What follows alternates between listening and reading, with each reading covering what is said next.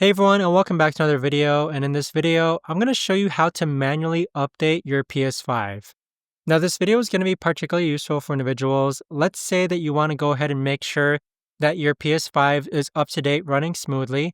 How do you actually go ahead and manually update? So first things first, we're going to navigate to where it says settings, then scroll down to where it says system. Afterwards, go to the right and then click on where it says System Software Update and Settings. Now, once you do that, you want to go ahead and click on Update System Software and then click on Update Using Internet. So as you can see, if there is an update available, your system or PS5 will go ahead and update.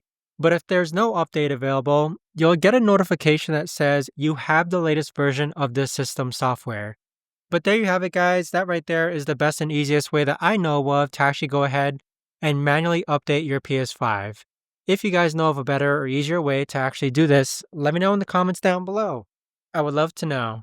Thanks so much for watching, everyone, and I'll see you guys all in the next video.